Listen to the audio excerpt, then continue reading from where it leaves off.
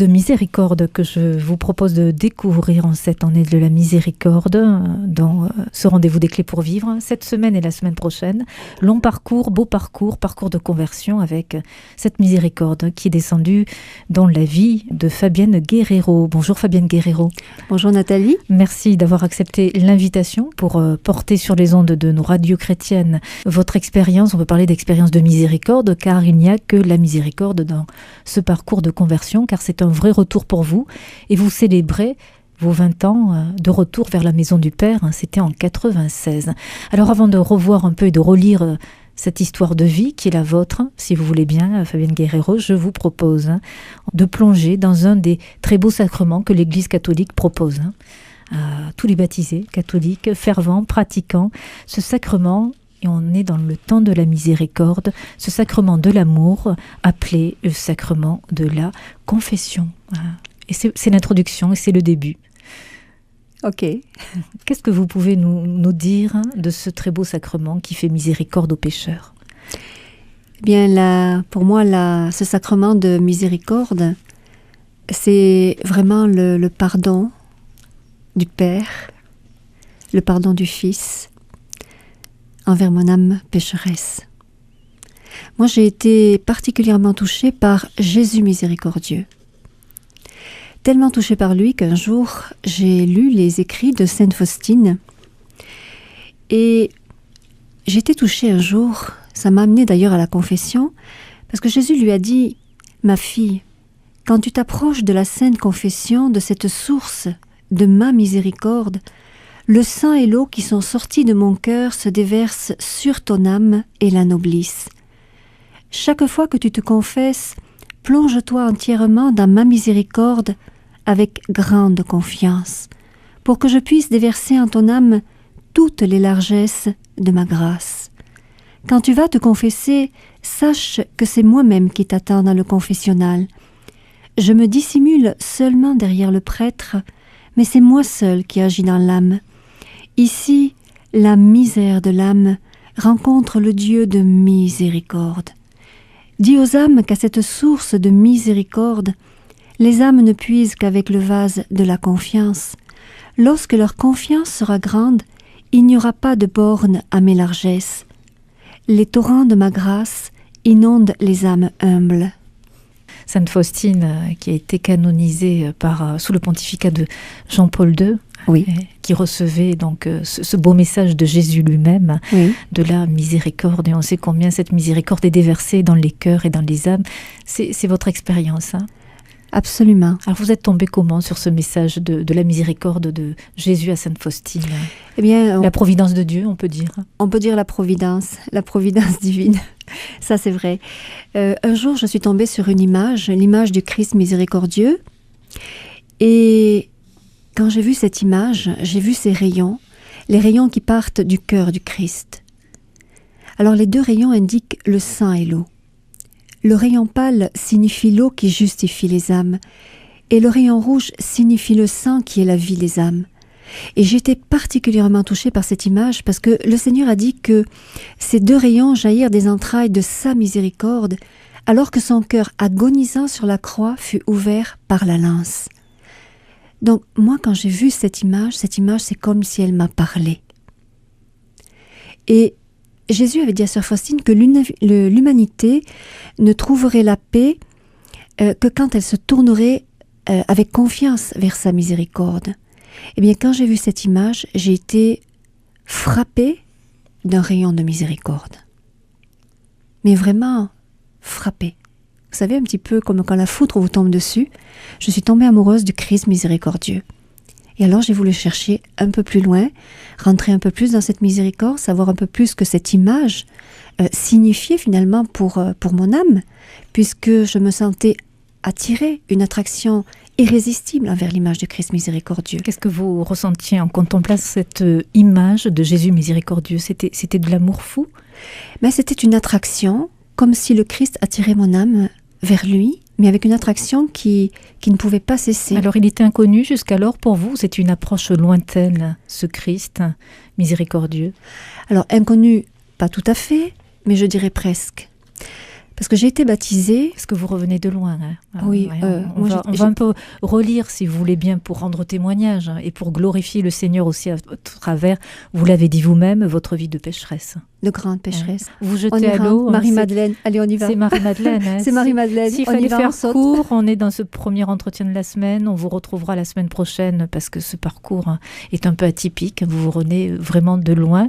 Il nous reste 1 minute et demie pour vous demander d'introduire un peu ce début de vie où vous étiez alors pécheresse. Oui. Alors, bon, déjà, il faut savoir que j'ai été catholique. Déjà, à ma naissance, j'ai été baptisée le 3 mai 64. Et ce n'est qu'en 1998, le 30 mai, que j'ai été confirmée à la cathédrale Sainte-Marie-Majeure de Marseille. J'ai habité 10 ans à Marseille. Et vous voyez l'espace qu'il y a eu, le temps qu'il y a eu entre le 3 mai 64 et le 30 mai 1998. Il y a eu de nombreuses années. Moi, j'ai eu ma communion et c'est après ma communion que j'avais quitté l'Église. Et c'est en 1996, suite à un appel très très fort du Christ, notamment à partir de Jésus miséricordieux, que je suis revenue à lui. Vous êtes laïque et vous avez vécu, comme beaucoup d'entre nous, certains dans l'Église, une vraie rencontre personnelle avec le Christ, une vraie conversion, c'était en 96. Mais avant cette date, vous avez connu un chemin d'errance et vous revenez de très loin. Alors si on pouvait un peu découvrir ces débuts peu glorieux, on va dire, ces débuts un peu de chemin de perdition, si on est d'accord. Oui, je peux dire. On peut le dire ainsi. Oui, absolument. On dit la vérité, et rien que la vérité. On dit la vérité, et on promet que c'est vrai. Et dans la charité, donc on vous écoute. Voilà. Oui, j'étais vraiment... Mon âme était perdue, je peux le dire. Mais j'étais vraiment loin de la lumière. Voilà. Alors, dès l'âge de 15 ans, j'ai commencé à aller les mercredis dans les bars. J'ai commencé à prendre les premiers paquets de cigarettes, à faire des thèmes astrologiques, à rencontrer des voyantes et à étudier un petit peu la numérologie. À cette époque de ma vie, je ne lisais pas la parole, puisque j'avais quitté l'Église, donc, comme je l'ai dit, depuis ma communion.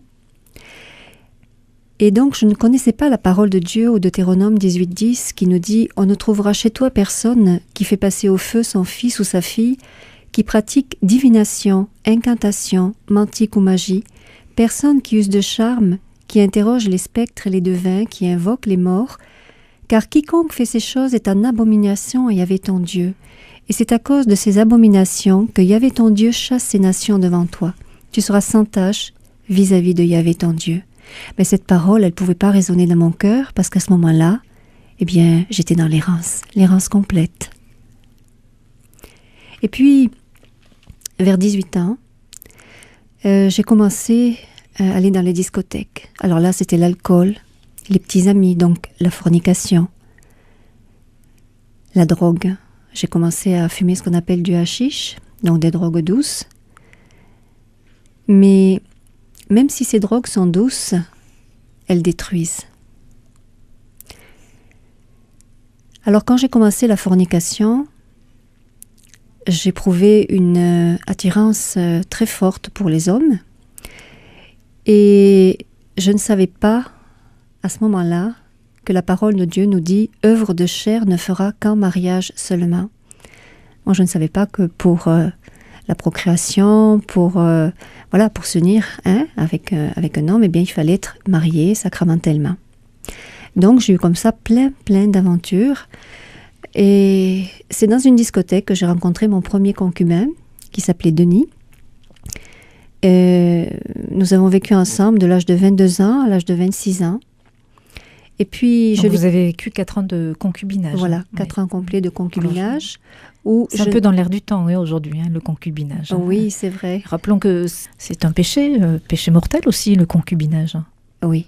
C'est pas dans l'air du temps non plus, mais je me permets de dire ce que dit aussi oui, puisque la parole de Dieu nous dit « œuvre de chair ne fera qu'en mariage seulement ». Bon, même le catéchisme nous dit que les fiancés ne doivent pas vivre ensemble avant le mariage. Bon, mais c'est pour préserver du péché. Parce que c'est dans le sacrement que le couple va recevoir la grâce. Peut-être aussi pour être plus fort ensuite dans cette vie sacramentelle vécue dans le mariage au moment des épreuves et des tempêtes. Oui, oui. Ouais. Puis dans le mariage, on n'est pas deux. Dans le concubinage, on est deux. Mais dans le mariage, on n'est pas deux. Oui. On est trois. Oui. Le Christ Faut pas est là. l'oublier. On le rappelle aussi à tous ceux qui sont mariés et qui ont reçu ce sacrement. Ils ne sont pas parmi seuls. nous, les auditeurs, vous n'êtes pas seuls. Vous traversez peut-être l'épreuve, mais vous êtes trois. Le Christ est là. Ouais. Voilà, donc 22, 26 ans, comme ça, en concubinage. Et puis, déjà, avant la fin de ces 4 années de concubinage, je commençais à plus supporter le péché. Je ne voulais plus vivre dans la fornication, donc je faisais déjà chambre à part. Mais est-ce que vous reconnaissiez à cette époque que vous étiez, pendant ces 4 ans de concubinage, dans un état de péché? Non, mais mon âme, par contre... Mais votre âme, votre cœur souffrait. Ouais, elle souffrait. Elle vous disait, c'est pas bien, Fabienne, c'est mal, ça vous fait du mal. J'avais comme un dégoût. Dégoût de vous-même? Un dégoût intérieur qui ne voulait plus de la chair. Voilà. Ouais. Peut-être dû grâce à la prière de ma mère. Ma mère n'a jamais quitté son chapelet et je pense que la puissance du rosaire a fait que quelques rayons de grâce que la Sainte Vierge a peut-être envoyés sur ma pauvre âme a fait que j'ai été touchée et que peut-être à ce moment-là, le Christ m'appelait déjà à me tourner vers lui, à me tourner vers sa grâce, à me tourner vers les sacrements.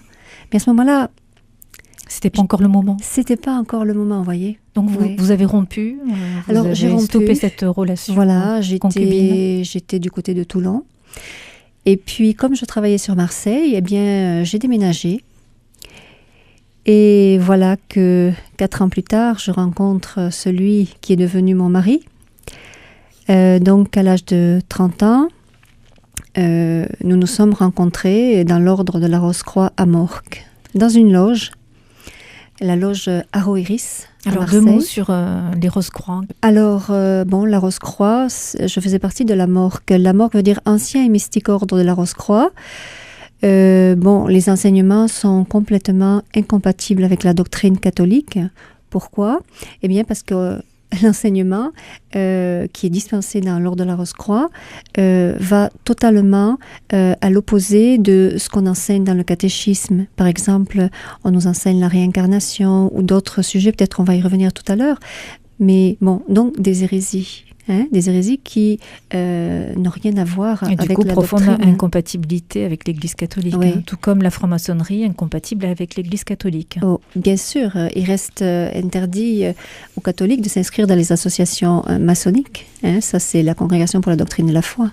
C'est une expérience de la miséricorde que nous découvrons, expérience de Fabienne Guerrero que je salue et c'est un 3e jour de rencontre avec vous. Bonjour Fabienne. Bonjour Nathalie. Alors on peut dire que vous revenez de loin, une conversion en 96 et puis un chemin d'errance, d'égarement, de désordre, de fornication, une entrée aussi chez les Rose-Croix à Morques avec aussi toutes les dérives et toutes les incompatibilités aussi avec l'Église catholique quand on est catholique et pratiquant aujourd'hui. Donc ces dérives, vous avez presque tout connu dans ce chemin qui vous éloignait du cœur de Dieu. On peut dire que j'ai connu la totale. C'était un désir de toute puissance aussi, un désir de connaissance aussi, désir de tout maîtriser au fond, dans ces quêtes et ces recherches. Je recherchais la connaissance. Donc vous savez, souhaitiez être toute puissante entre nous. Absolument. Je me prenais pour Dieu. C'est ça, quand on est dans le nouvel âge. Ça, c'est un sacré péché entre nous. Oui, c'est péché d'orgueil. Péché d'orgueil. C'est péché capital. Oui. Péché capital, ça fait partie des péchés capitaux. On refait un petit enseignement, une petite catéchèse à l'occasion. Voilà. Oui. Voilà. Alors, qu'est-ce qui vous a séduit en rentrant chez les Rose-Croix à Morques? Alors, tout simplement, j'avais rencontré une amie qui était amie avec ma cousine. Et puis, c'est elle qui m'a parlé de ce qu'elle avait appris dans les Rose-Croix et j'ai senti un appel très fort à les rejoindre. Et donc, c'est en juillet 1993 que je suis rentrée dans la Morque et j'en suis sortie en mars 1997. Alors, entre-temps, je me suis affiliée à une loge puisque j'habitais à Marseille, la loge Aroëris. Alors là, j'y suis rentrée d'avril 1995 à mars 1997. 97. Voilà. Donc, comment ça s'est passé au départ? Eh bien, j'ai commencé à recevoir des monographies qui sont des petits fascicules. J'en recevais 4 par mois, donc j'en étudiais 1 par semaine. Et je suis allée comme ça jusqu'au 7e degré du temple. Je crois qu'il y a 12 degrés chez les Rose-Croix, enfin dans la Morgue en tout cas.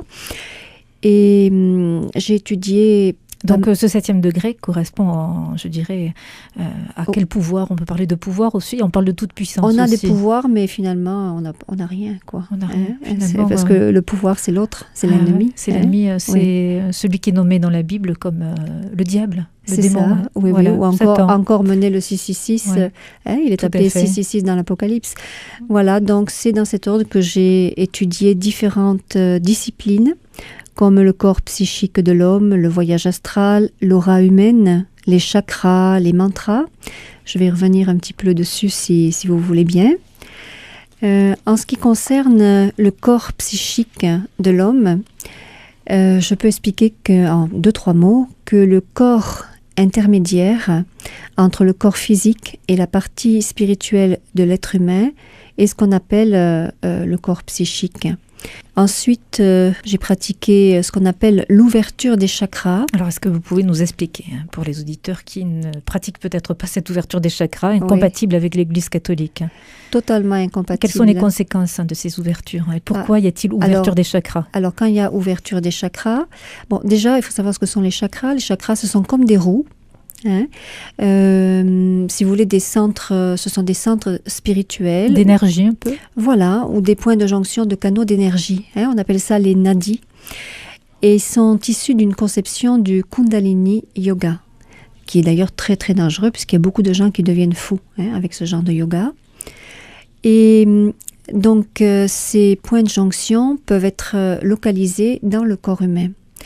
Et selon cette conception, il y aurait 7 chakras principaux et des milliers de chakras secondaires dans le corps. Alors, moi, je travaillais principalement sur les 7 chakras principaux qui partent à partir du chakra racine et qui arrivent jusqu'au chakra coronaire qui se trouve au-dessus de la tête. Voilà. Alors, ce qu'il y a de dangereux, c'est quand les chakras s'ouvrent, parce que quand les chakras s'ouvrent, donc vous êtes ouverte à toute énergie. Et à ce moment-là, le mal peut rentrer. Et c'est ce qui s'est passé à moi. J'ai eu à ce moment-là une possession d'esprits mauvais, d'esprits impurs, de démons, comme on dit, parce que les chakras se sont ouverts. Et là, c'était l'infestation. Donc, vous donnez c'est des termes assez techniques. Chakra, dans cette ouverture des chakras, c'était physique. Alors, dans ce moment où on vous a ouvert les chakras. Non, c'est peut-être pour des auditeurs qui méconnaissent et qui auraient peut-être vécu cette expérience sans on le le sent savoir. Pas du tout sur le plan physique. Donc il n'y a aucune douleur? Non, quand il du s'ouvre... Du bien-être moi, j'ai rien senti vraiment à ce moment-là. C'est un peu plus tard quand la Kundalini s'est levée. La Kundalini, en fait, c'est une puissante énergie qui est logée dans l'os sacrum au bas du dos. Et quand elle s'éveille, elle part à partir du premier chakra, qui est le chakra racine. Elle monte le long de la colonne vertébrale et elle va travailler de centre en centre jusqu'au chakra coronal, donc celui qui est au-dessus de la tête. Et voilà. Donc, moi, je pensais, j'ai cru que je devenais complètement folle quand cette énergie s'est levée. La première fois, j'étais dans un centre de spiritisme à Marseille qui s'appelle l'Union phocéenne spiritualiste et qui n'existe plus maintenant. Et c'est là où j'ai rencontré un gourou et ça a eu beaucoup de conséquences. Donc on entend chakra, on entend énergie, on entend là spiritisme parce que vous avez aussi fait du spiritisme et on entend gourou. Gourou, oui. Vous étiez vraiment en danger, Fabienne Guerrero? Mais vraiment en danger, comme vous pouvez dire. Un grand danger spirituel, comme je vous dis, mon âme était vraiment perdue au fond de l'abîme. Alors, en moins d'une minute, comment terminer sur cette ouverture des chakras et puis les dangers pour des auditeurs peut-être qui sont peu informés sur ce sujet? Mais moi, je crois qu'il faut toujours garder la confiance. On se retrouve bien sûr demain à la même heure et on poursuivra ces entretiens. Il faut toujours garder la confiance parce que l'Église a les pouvoirs de nous délivrer. Il y a les sacrements. Moi, j'ai eu 10 sacrements pour les malades parce que j'étais entre la vie et la mort. On y reviendra, si vous voulez bien. Bien sûr. Donc, l'importance des sacrements? L'importance des sacrements. Le sacrement de la confession, l'Eucharistie et le sacrement des malades. Parce que quand on a les chakras ouverts, suivant l'importance de l'ouverture de ces chakras, il faut vraiment... alors, les sacrements et la consécration au cœur immaculé de Marie. Et moi, en plus, pour ma protection, j'ai revêtu le scapulaire du Mont Carmel.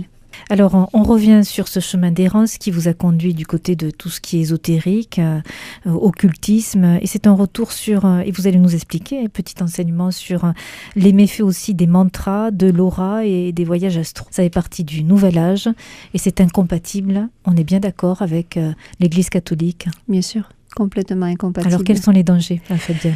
Alors déjà, il faut savoir ce que c'est un mantra. Un mantra, c'est un genre de formule condensée qui est formée soit d'une seule syllabe ou alors d'une série de syllabes, répétées sans cesse avec un certain rythme dans un exercice de méditation. Alors, j'en connais, mais je ne vais pas les citer, puisque quand on prononce un mantra, si vous voulez, on appelle l'enfer, et on ne le sait pas, parce que les mantras sont liés à des puissances maléfiques. Voilà. C'est pour ça qu'il y a un pouvoir. Pour les voyages astraux, alors, bon, le voyage astral, il faut comprendre que ça se fait dans l'ésotérisme. C'est une expression de l'ésotérisme qui désigne l'impression que l'esprit se dissocie du corps physique pour vivre une existence autonome et explorer librement l'espace environnant. Alors, c'est tout à fait... une petite explication, oui. Soyez un peu plus clair pour les auditeurs. C'est un dédoublement de personnes Mais non, c'est-à-dire qu'on essaye en fait de faire sortir notre âme pour se balader, comme on appelle ça, dans l'astral. Alors, vous l'avez vous-même expérimenté, ce voyage ou ces voyages? J'ai essayé ces choses-là, c'est pas très très positif, parce que j'ai vraiment senti le monde démoniaque à ce moment-là. Voilà, c'est la différence d'ailleurs entre ce qu'on appelle les voyages astraux et ce qu'on appelle, maintenant on en parle beaucoup, les EMI ou les NDE, expériences de mort imminente, ou alors les Near Death Experience. Complètement différent. Complètement différent. Dans un, on le provoque, le premier. Donc, en l'occurrence, dans le voyage astral, ça, on provoque cette sortie. Donc, il y a une violence. Il y a une violence. Et puis là, on fait quelque chose qui n'est pas du tout permis par Dieu. Donc, on provoque les forces du mal. Dans les NDE, par exemple, puisqu'on entend beaucoup parler, puisque plus de 7 millions d'Américains ont connu les NDE, et en France, on s'y intéresse beaucoup de nos jours. Bon, là, ça arrive lors d'un accident, sur une table d'opération. Là, c'est l'âme qui quitte le corps et qui se retrouve de l'autre côté. Et là, ce n'est pas provoqué. Alors vous avez donc, ce n'est pas dangereux quand vous ce n'est pas avez eu cette provoqué. expérience parmi toutes les expériences. Est-ce que vous avez eu cette expérience? Alors, j'ai essayé, mais je ne suis pas allée très loin, puisque c'est plutôt le monde démoniaque que j'ai rencontré. D'accord, donc vous connaissez très ce négatif. Ouais. Ce qui explique aussi ces entretiens, aussi ce témoignage dans cette émission des clés pour vivre et surtout apprendre à discerner. Oui, le discernement, c'est très important. C'est des clés à distribuer à ceux et celles qui nous écoutent sur les radios chrétiennes pour être prudents, vigilants et apprendre vraiment le discernement. Ça donne la lumière. Voilà. Et ensuite, vous avez parlé d'aura humaine. Alors, l'aura, c'est toujours un concept ésotérique qui désigne un contour coloré, comme un halo de lumière, qui rayonnerait autour du corps ou de la tête d'un être vivant, et qui serait la manifestation d'un ou plusieurs champs d'énergie, ou ce qu'on appelle aussi la force vitale. Et en règle générale, ce sont les médiums qui ont ces pouvoirs, parce que c'est la bête qui leur a donné ces pouvoirs-là. Eh bien, pour certains médiums, l'aura humaine serait composée de différentes structures vibratoires ou champs énergétiques dont les appellations varient selon les auteurs. Alors, on appelle ça soit les corps subtils, les enveloppes, le corps éthérique. Ces termes-là, on les utilise beaucoup dans le spiritisme. Moi, j'ai étudié dans le spiritisme et c'est comme ça que j'ai perdu un petit peu ma foi catholique, puisque j'avais commencé à étudier Allan Kardec qui a écrit des livres qui nous enseignent que la réincarnation existe. Alors, donc on sait bien, un petit cours, petit rappel, incompatible à la réincarnation avec l'Église catholique qui, elle, parle de la résurrection du Christ. Voilà, alors soit on croit à la réincarnation, soit on croit à la résurrection. Alors vous avez aujourd'hui des croyants, dits catholiques, qui vont à la messe. Je n'ai rencontré Fabienne Guerrero, et qui croient non pas à la résurrection, mais à la réincarnation. Ça existe aussi, donc d'où l'information. Des millions, malheureusement, croient à la réincarnation. La réincarnation, ça veut dire un retour dans la chair. La réincarnation désigne un processus de survivance après la mort par lequel certains principes immatériels et individuels, ce qu'ils appellent l'âme, ou encore la substance vitale, ou encore la conscience individuelle, ou encore l'énergie, ou encore l'esprit. Jésus-Christ. Eh bien, ce processus de survivance, cela aiderait à accomplir des passages de vie successives dans différents corps. Alors, vous savez, on parle dans les corps humains, dans les animaux, dans les végétaux, selon les théories. On parle même de métampsychose. Bon, il y a beaucoup de choses qui sont un petit peu différentes dans ces choses-là. Voilà. Donc, à la mort du corps physique, c'est l'âme qui quitte le corps pour habiter, après une nouvelle naissance, un autre corps. Mais bon, quand on est catho, si on lit le catéchisme de l'Église catholique, par exemple, référence 1013 dans le catéchisme de l'Église catholique, on nous dit que la mort est la fin du pèlerinage terrestre de l'homme, du temps de grâce et de miséricorde que Dieu lui offre pour réaliser sa vie terrestre selon le dessein divin et pour décider son destin ultime. Et le catéchisme nous enseigne aussi que quand a pris fin l'unique cours de notre vie terrestre, eh bien nous ne reviendrons plus à d'autres vies terrestres. Et la parole de Dieu en Hébreux chapitre 9 verset 27 nous dit « Les hommes ne meurent qu'une fois, après quoi il y a le jugement ». Et le catéchisme termine en nous disant qu'il n'y a pas de réincarnation. Le catéchisme de l'Église catholique est très clair. C'est très clair là-dessus. De toute façon, l'âme humaine ne peut pas se réincarner dans un nouveau corps. Parce que le corps et l'âme ne font qu'un. Ils sont indissociables. Tout est clair, tout est dit. Oui, il suffit de bien vouloir y adhérer. Et puis peut-être de chercher, puisque vous avez aussi pratiqué, parmi toutes les pratiques, aussi le spiritisme. Aujourd'hui, dans ce dernier volet, c'est une petite leçon, et puis de discernement, une mise en garde, dirons-nous, pour revoir avec vous ce que vous appelez le pseudo-credo dans le Nouvel Âge. Alors, oui. Qu'entendez-vous par pseudo-credo du Nouvel Âge ? C'est pas le credo catholique. Alors, c'est tout à fait incompatible. Incompatible et opposé. Opposé. Totalement. Opposé. Nous, par exemple, on a le credo, on a le credo, le vrai credo. Et dans le Nouvel Âge, eh bien, il y a un pseudo-credo. Voilà. Alors, dans le Nouvel Âge, si vous voulez, moi, le pseudo-credo que j'ai connu peut se résumer sur les points suivants, sur Dieu. Je vais aborder donc sur Dieu, sur Jésus-Christ, sur l'homme, le salut, la vérité, la foi, la prière, le péché, la souffrance et la mort. On va voir en quoi il s'oppose à la foi catholique. Et ça donne beaucoup de lumière parce que tant qu'on n'a pas la lumière, eh bien, finalement, on ne se rend pas compte. Et on peut rester dans les ténèbres toute une vie. Toute une vie. Et surtout, il ne faut pas être dans les ténèbres à l'heure de la mort. Il faut avoir la lumière avant. Ah oui. Pour pouvoir bien se réconcilier avec Jésus. Ah oui, dans ce qui n'est qu'amour et miséricorde, ce que Jésus disait à sœur Faustine. Tout à fait. Je ne suis qu'amour et miséricorde. Les flammes de ma miséricorde me brûlent. Je veux les répandre sur les âmes humaines. C'est magnifique. Alors, on distribue pour discerner, mais c'est en vue aussi d'accueillir un jour dans nos vies, dans ce dernier moment ultime, la miséricorde infinie du bon Dieu qui veut venir vraiment nous sortir de ces ténèbres, de ces égarements, et un égarement peut-être dans le Nouvel Âge. Alors, on vous écoute quelques explications. Alors, en ce qui concerne Dieu, eh bien, vous voyez, dans le Nouvel Âge, on ne parle pas de Dieu, on parle de divin. Le divin dans le Nouvel Âge, eh bien, c'est l'explication la plus élevée de la conscience cosmique. La vibration, ou l'énergie, si vous voulez, la plus haute. Et il se manifeste par mode d'émanation dans l'énergie intérieure et cosmique. Il coïncide avec le monde et avec l'homme. Et alors, l'individu, tout individu, comme moi je pouvais le dire à ce moment-là, eh bien, on peut dire, voilà, je suis mon créateur. Voilà. En un mot, dans le Nouvel Âge, pour Dieu, eh bien, quand on parle de Dieu, donc le cosmique, tout est un, tout est énergie, tout est Dieu. On parle même de Dieu dans une table.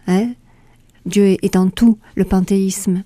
En ce qui concerne Jésus-Christ, dans le Nouvel Âge, eh bien, le Christ, il n'est pas Dieu. Il est une simple idée, mais il n'est pas une personne divine. Le Christ-idée est un esprit ou une âme qui pénètre tout et qui s'est manifestée chaque fois différemment dans des personnages comme Bouddha ou Jésus de Nazareth. Alors on parle de Christ, on parle du Maitreya qui a soi-disant inauguré l'ère du Verseau, qui est soi-disant déjà ouverte. Et c'est ce Christ-là, ce Maitreya, qui va prendre en main le gouvernement mondial. Mais voyez, ce Christ-là, eh bien, c'est un personnage qui est antichrétien. En fait, c'est l'antichrist. En ce qui concerne l'homme, dans le Nouvel Âge, eh bien, l'homme il n'est pas libre.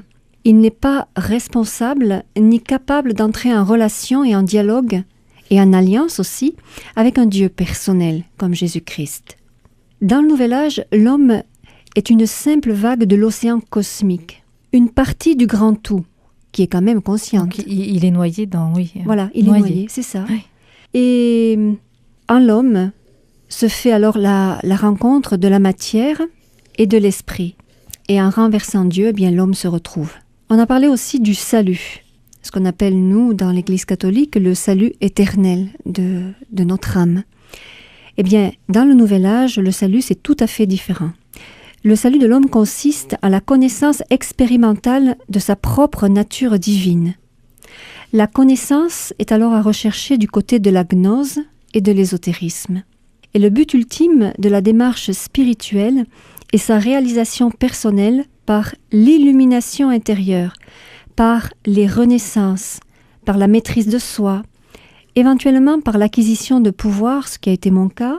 Et comment ? Eh bien, en se branchant sur l'énergie divine qui assure la purification, la conscientisation et l'harmonie avec soi, avec les autres et avec l'univers. Et dans le Nouvel Âge, eh bien, l'homme, voyez, il n'a pas besoin de Dieu, puisqu'il se suffit à lui-même, puisqu'il est Dieu lui-même. Hein? L'homme est Dieu lui-même dans le Nouvel Âge. Il n'a pas besoin de révélation. Il est le maître. Il est son propre maître. Règne. Ouais. Il règne. Donc, il n'a pas besoin de révélation, il n'a pas besoin de rédemption, il n'a pas besoin d'une aide extérieure. Et selon la loi du karma, eh bien, il répare lui-même ses propres erreurs au cours de nouvelles existences. Moi, par exemple, je croyais au karma. Le karma, c'est une notion qui désigne communément le cycle des causes et des conséquences qui sont liées à l'existence des êtres sensibles.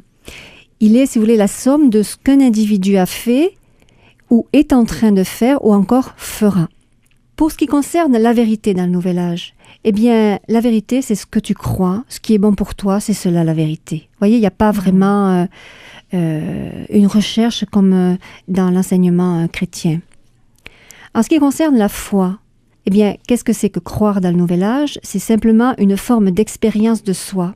Croire, c'est acquiescer à son moi le plus profond. Qu'importe ce que vous croyez, pourvu que vous vous en portiez bien. Voilà ce qu'on vous dit dans le New Age. La foi, eh bien, c'est la gnose. Vous savez, la gnose, ce sont ces secrets qui sont réservés aux initiés. Et c'est ces secrets que j'ai appris quand j'étais dans la loge, avec les enseignements que je recevais dans les monographies de l'Ordre de la Rose-Croix à Morques. Donc la foi, eh bien, c'est la gnose, la connaissance, l'illumination, la concentration psychique, où l'on prend conscience d'être soi-même divin. Donc on prend conscience qu'on est Dieu, péché d'orgueil par excellence. Il n'est pas besoin de recourir à quelqu'un d'extérieur à soi. Il suffit de se concentrer, d'acquérir plus de conscience par la connaissance et l'illumination intérieure. En ce qui concerne le péché, eh bien, dans le Nouvel Âge, l'homme est sans péché, même il est incapable de pécher, il est bon, il se suffit à lui-même. Rien n'est vraiment bon ou mauvais. D'ailleurs, on te dit, fais ce que ton cœur t'inspire, travaille ici et maintenant à la réalisation de toi. Et pour souffrir... pour ce qui concerne la souffrance et la mort, eh bien, dans le Nouvel Âge, en face de la souffrance et de la mort, eh bien, on doit se cramponner à la vie. Et la survie, elle vient des techniques d'élargissement de la conscience, des renaissances, qu'on appelle les rebirths, des voyages astraux, comme j'ai parlé tout à l'heure, ou alors d'artifices qui aident à relaxer et à augmenter son potentiel énergétique. Et par la réincarnation, eh bien, voilà qu'on va trouver une réponse à son goût de vivre tout le temps. Donc, grand danger, ce pseudo-credo du Nouvel Âge, incompatible avec, dirons-nous, en résumé, si vous êtes d'accord avec moi, pour faire court avec le credo de l'Église catholique. Oui, puis moi j'avais écouté la voix du démon, hein. Vous serez comme des dieux. Alors nous, on n'écoute pas la voix du démon, on écoute ce témoignage de miséricorde dès lundi à la même heure, et nous verrons aussi... que vous êtes vraiment sortis de ces ténèbres pour choisir et aller vers cette lumière du Christ dès lundi, dans Des Clés pour Vivre. Alors à lundi. Merci Fabienne Guerrero. Merci Nathalie.